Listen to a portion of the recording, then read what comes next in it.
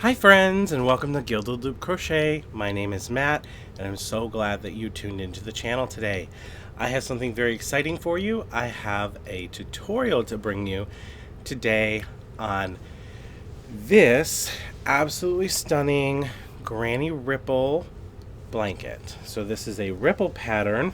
Sorry, this is a big boy, but this is a ripple pattern using the granny stitch, and it is done up beautifully. This is actually quite a large blanket. I'm going to show you some shots here in a moment of it in its entirety. But we've got greens and pinks or roses and some creams, breaking everything all up. I made this in a single bed size, so this is a 70 by 90, so 70 wide, 90 long, so it'll fit a full twin size bed. And I'm absolutely in love with it. So stay tuned. We'll start with going over some of the full shots of the blanket, and then we'll lead into the tutorial on how to accomplish the Granny Ripple. This is a very easy Granny Ripple blanket done up in 3 different colors. This is done with the Caron Blossom Cakes. Now, the Caron Blossom Cakes are only exclusively available at Michael's, but look how stunning the color variations of the Blossom Cake do turn out to be. We're going to do a tutorial today on how to accomplish this look. If you're interested in the colorways that I have in this blanket, the green is called Tidepool. This is called Rose. And the white is called Yacht Club. Now, it's a variegated yarn, but it's very gradual variations. So the Tidepool has some variations of blues and greens, as you can see as we kind of go through. Rose has some variations of pinks and reds and rosy like colors, as you can see. And the Yacht Club has a little bit of variations from like a cream to a white to like a cottony color. A little bit of variations within that. This is very simply done with short rows at the bottom, fading into larger chunks in the middle. And what you don't see on the other side is it mirrors this down on the other side. So short rows, chunkier rows, and then short rows. This is just another view of the total width of the blanket. Sorry, my camera's a little shaky, but this is total width of the blanket. So we have the chunkier sections in the middle, and then the mirrored sections on either side for the colors. And up next, we'll go ahead and take a look on how to make this simple Granny Ripple and how to accomplish this look. Just to show you, we have sections of 4 rows here. It's broken up by sections of 2 rows. So you have 1, 2, 3, 3 of the rows, 3 of the Tidepool on each side. Then I did a section of just 2 of the rows. This middle section is 1, 2, 3, 4, 5, 6, 7, 8, 9, 10. 10, 10, and 10 in the middle. And then we have the short section again, since this is mirroring of the 2 of the rows, so just a little bit more of the rows. And then 3 sections of 4 of the green and 3 sections of 4 of the rose. And our border that we did here was very simple. It's a simple understated, beautiful border. And this is done with 1 row of single crochet and 1 row of half double crochet. Just done around. I didn't want the border to take away from the project, so I wanted something simple but crisp and clean and nice looking, and helps hide all of the yarn transitions between rows. So without further ado, here we go with the step-by-step. All right, friends, so here she is in all her glory. Absolutely stunningly beautiful. You can really see it on my close-up table a lot better. So I'm going to show you the stitch tutorial for the granny ripple stitch. I won't be showing you the color transition or changes, but I will share with you, I did not carry the color up the sides. I tied them off together and wove in my ends, and then put the border on to give it a nice clean look. So what I did here, and again I will show you how to do the granny ripple and how to make this, but if you want to accomplish this and pick out some of your own colors because you like this yarn, or you can use this, the tutorial that I'm going to show you today, you can use any yarn. I'm using a 4-weight yarn, and we'll go over some of the yarn stats here in a moment. But all that you're going to do to accomplish this is you will start and you will do 4 rounds of one color, 2 rounds of your separating color. I chose white, so your contrasting color. 4 rounds of your next color, contrasting, 4, 4, 4. So the easiest thing to remember is you're going to choose 2 colors. You're going to do 4 rounds, and you're going to do 3 sections. Let me zoom out here a little bit. You're going to do 4 rounds, and you're going to do 3 sections of that first color, separated by 3 sections of that second color, and in between you're going to do 2 rows of your contrasting color. It gives us this nice effect. Now you could do this all the way through and just continue to do 4 rounds and 2 and 4 and 2 all the way through, but I wanted to have my center have a little bit more of a dramatic look. So let me go ahead and bring this up a little bit. So I did 10 rounds, a 2-round section separated by 10 rounds, 10 rounds, 10 rounds, my 2-round section, and then I mirrored and repeated everything on the other end. Again, this is 70 by 90, so it's good for a twin size bed. The border is very simple. You're going to go around with 1 row of single crochets that is going to wrap up all of your ends and kind of lock them in so they're not going to come loose, and then 1 round of double crochet.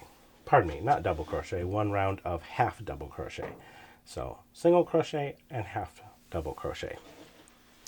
Just gives it a nice clean look. Let's get into it. Okay, so let's go ahead and get started. We're going to go over the yarn that I used for this.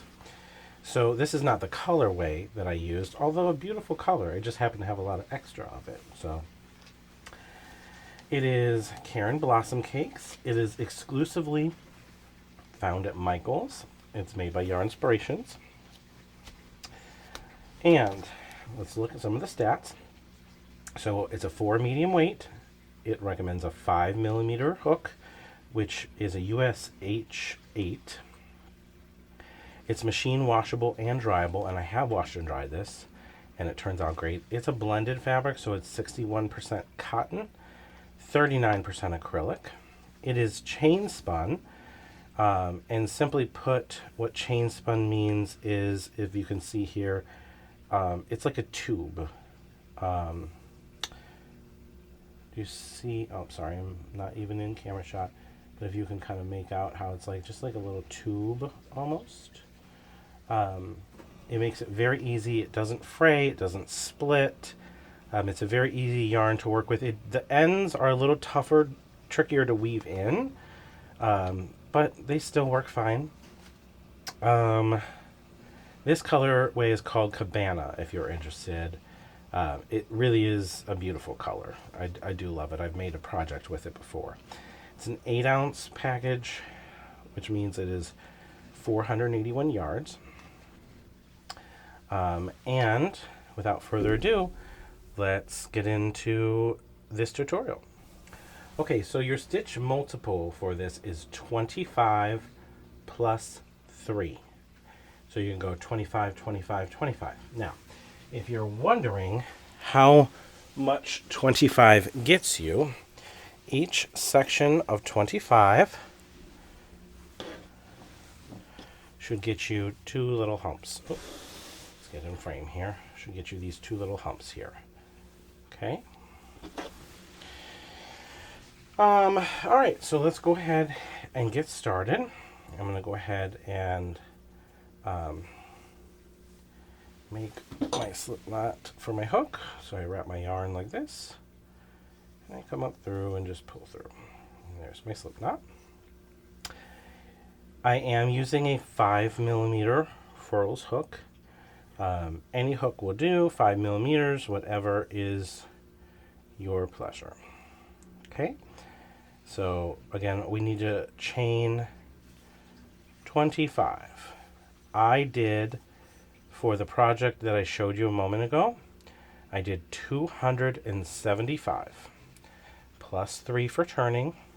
So if you want to have something that is also 70 inches wide, 275.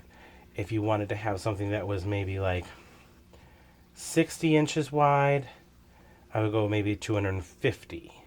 If you're looking for something more like a throw size, maybe try 225 on for size and just kind of see how those work. I'm going to go ahead and chain 50, and I'll meet you right back. Okay, so I've chained 50, and I want to show you the measurement differences because that may be helpful for you. So I have initially a chain of about 13 inches, maybe like a little bit over 13 inches. Okay, so that's where we're starting with a chain of 50. All right, now I have my 50, so my multiples of 25. I'm going to go ahead and chain 3. 1, 2, 3. Okay, and then I'm going to work in the 4th chain from hook. So 1, 2, 3, and I'm going into this one. So yarn over, come into here, and I'm going to go ahead and make a double crochet, 2 double crochets, and the 3rd double crochet. So that is my granny cluster. So I will have my chain here on the side. Then I'm going to have my granny cluster of 3. I'm going to skip 2, 1, 2, and I'm going to come and do another cluster of 3 into that.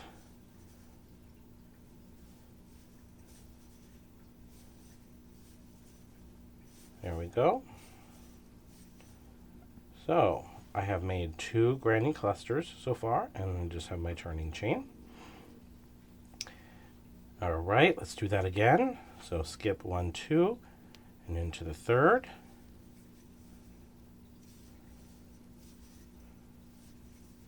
I'm going to do a granny cluster, which is 3 double crochets. All right. There we go. That's what we have so far. All right, we're going to go ahead and get to our 4th. Skip 2. Our 4th is where we're going to start our hump. I'm going to make that granny cluster.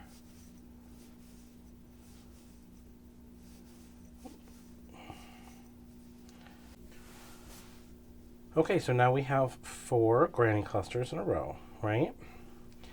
So now we're going to make our first hump up here at the top. So we're going to chain 2, and we're going to do another granny cluster into this exact same stitch that we were just working in. So that's 3 double crochets into that same stitch. 2, and there's there's my third. Okay, so that is our first peak. So we've got peaks and valleys. So that's our first peak. Now we're going to do 3 more granny cluster stitches along the way by skipping 2 each time. My yarn over, so I'm skipping 1, 2 into this one, making a granny cluster. So my 3 double crochets into that exact same stitch. There's 1, skipping 2 into the third. We're making a granny cluster.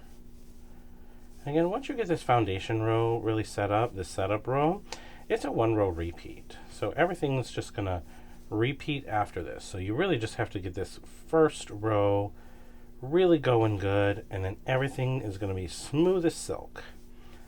This is just like one of those mindless patterns. You can really do it in your sleep. Well, maybe not sleep, but you know. All right, so we have our 4 here, and we have our peak. We've done 4 more. Now we need to go ahead and create our valley. So how we're going to create the valley is you're going to skip 5 chains. 1, 2, 3, 4, 5, and then into the 6th.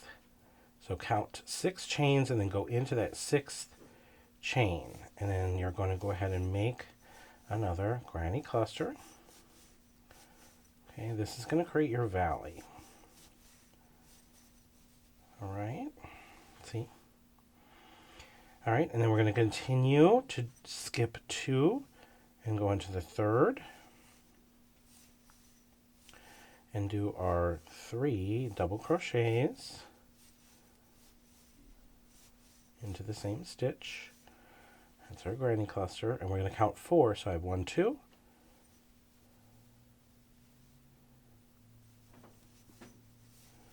This will be the 3rd. And when we get to the 4th, we will be making our peak again.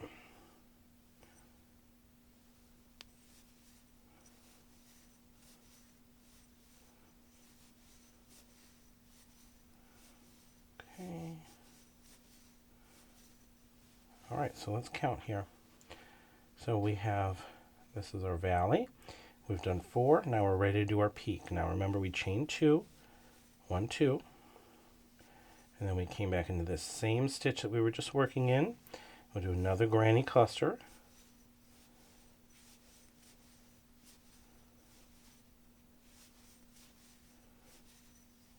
Okay, so there's our peak.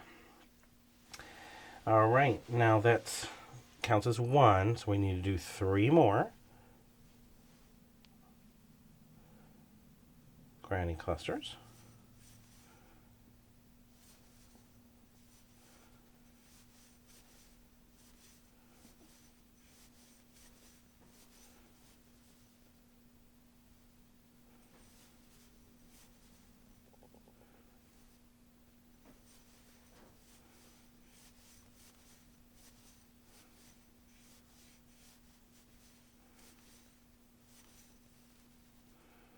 One, 2, 3, and skip 2 and into the 3rd. So this is our 4th. So now we're going to be making another valley after this one.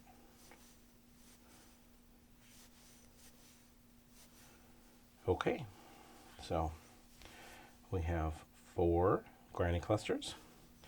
Time to make our valley. And we're going to go 1, 2, 3, 4, 5. And here we're going to be going into that 6th chain. Now you most likely will not be ending here. I am ending here just because it is I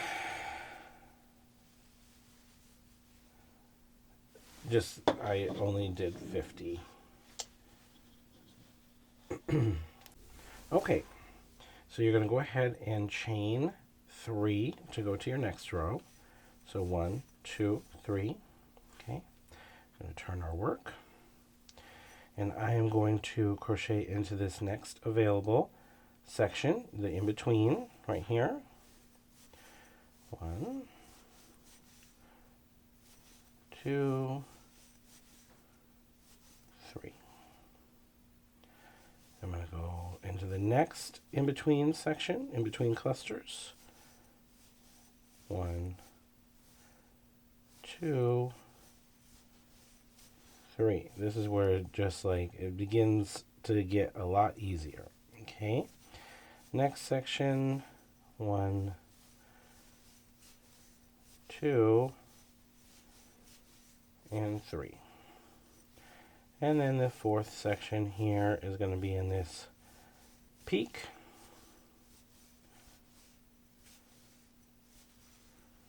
Okay.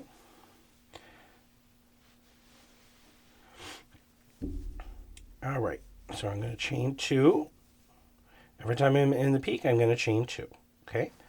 I'm going to go back through. I'm going to do another grinding cluster into that same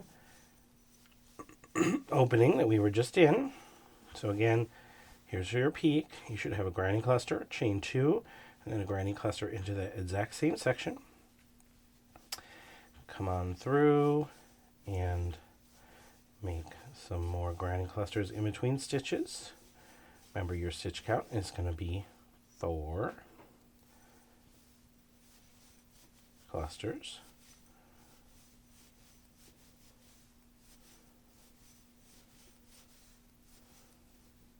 So I have 1, 2, 3. I'm going into my fourth.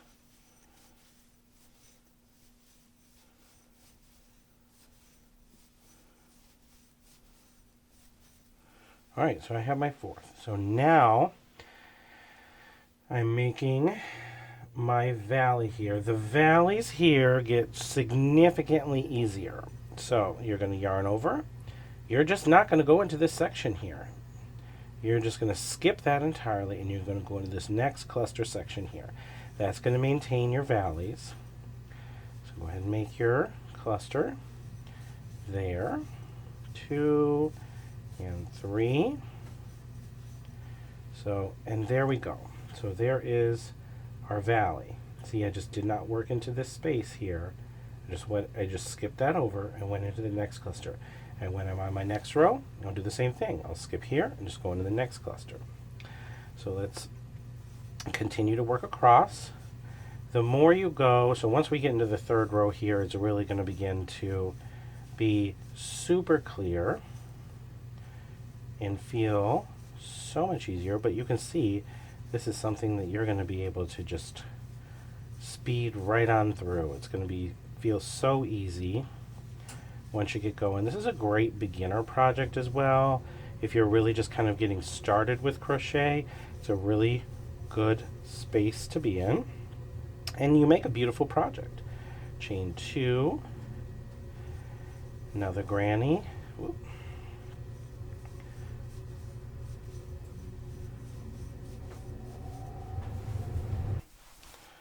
All right, we're coming near the end of our sample here. So we're just finishing out this last section, then we'll go on to the next row.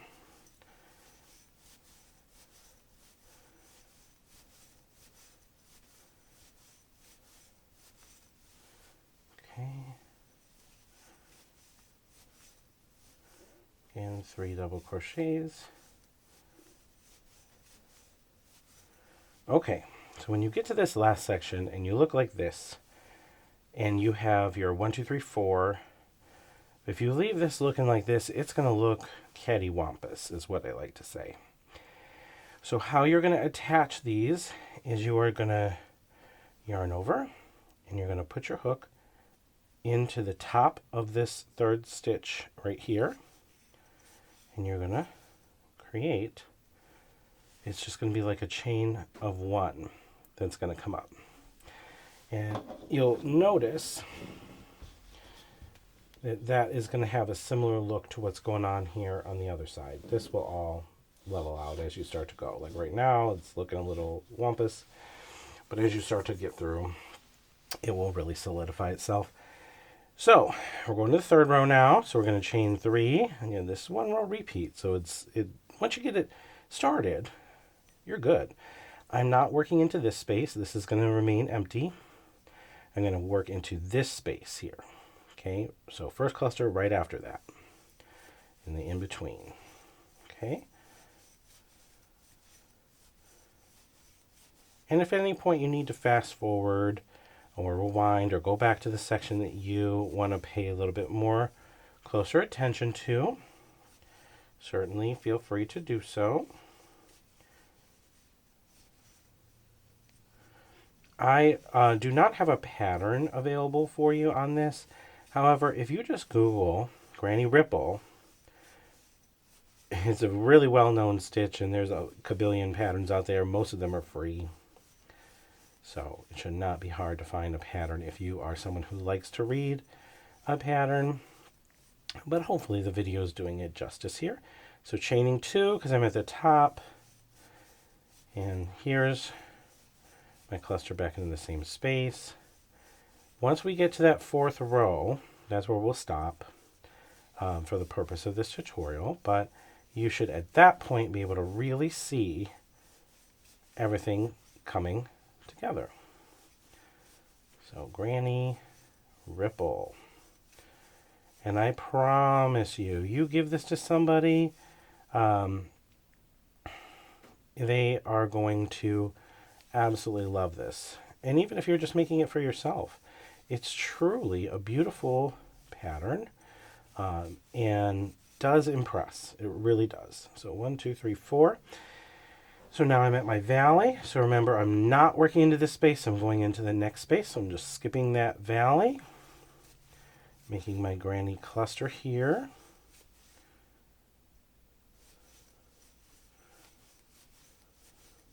Okay. And once we get through with 4 rows, you're really going to be able to see how these blossom cakes, just like, they're a variegated yarn, but the transitions that they have, it's almost like painted, you know. They really are stunning. I have probably like 7 colors of this in my stash because it's beautiful. Now it is a nice 4-weight yarn. I think it's a good solid 4-weight, but it is 5mm hook, so it's not like it's a 6. And it doesn't really look great using a larger needle, a larger hook size. So if I were to make this in like a 6mm, which I've tried, it doesn't turn out as well. So it's the 5mm hook. So in my opinion, when you're working with like a 4.5 or a 5mm hook, it's going to take a little while longer, but that's okay. It's worth it. It's a pretty durable yarn. This chain construction of the yarn really does keep it to where it keeps it real nice, you know. So we have our 4th cluster. We're at our corner here. So at this corner, I want to just yarn over. I'm going to put my hook right in this stitch here. So it is not the top stitch of this double crochet, but it's a top stitch of this chain here. Okay, and the reason that you're going to do that is this is what's going to keep everything straight. It's going to keep your edges straight as you go through. Okay. All right, let's do that 4th row, and then we'll end after the 4th row here. So I'm chaining 3, turning my work. I'm not working into this. I'm going right into this cluster here, the in-between. And we're going to go.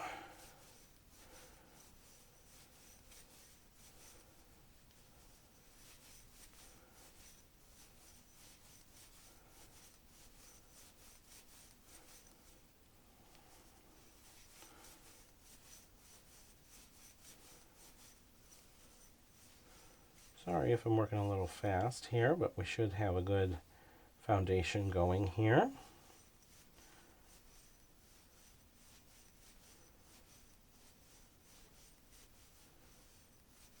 And I'm going to chain 2 because I'm at the top of my peak. Move that over a little bit so I have more to work into. Okay. All right, I need 3 more. 1,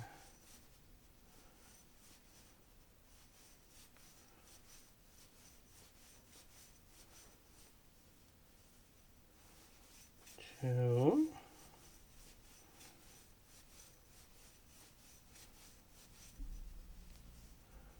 and 3.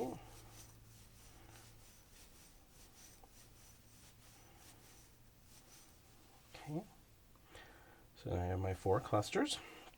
I'm at my valley here, so I'm skipping over the valley and going into that next cluster here. So like I said, that once you get past that first setup row, it's very easy. Go into this next in between.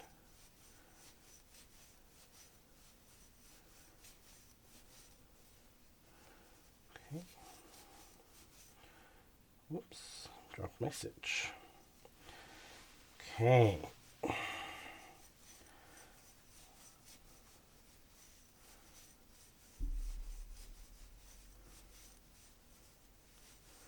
Okay, I'm at my last peak here. Chain 2. Move that over a little bit. Do another granny cluster into that exact same stitch.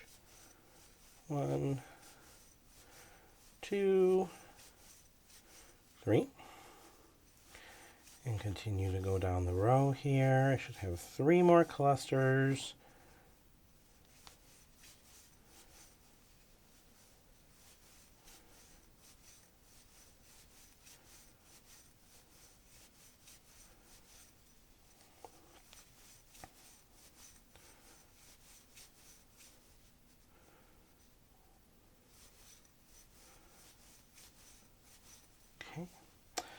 And then I'm going into this top of this chain here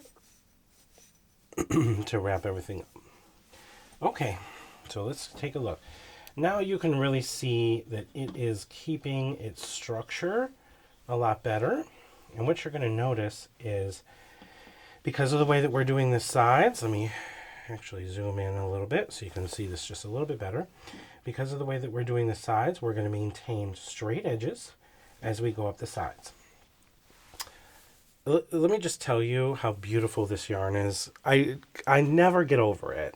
It does look a little bit lighter in person, but man, the one thing that I love about the Blossom Cakes is the stitch definition is amazing on it. And just the variegations of just the light color transitions, it just really turns out to be quite a stunning look. So as you can see, all the different colorways in that. That's Cabana again. Here is where you would change your color. So if you're going to change your color, what I recommend that you do is just clip this off, tie on your next color, and then because it's a chainette construction, tie a knot, tying your 2 color changes together here, and then you'll be able to weave in your ends. Or you can simply carry your yarn up the side. If you're not doing a big color transition, you're keeping it kind of 4 rows or less, then you could definitely do that. And then remember, for my border, if you liked what I did in my project, I did a row of single crochets and then a row of half double crochets. We kept it really simple, but man, did it just really accentuate everything and keep it looking just stunning. Okay, so hopefully you like this tutorial on the Granny Ripple. I hope that you try it as well, and that you enjoy it and make a gorgeous project. I will catch you next time. Have a great day.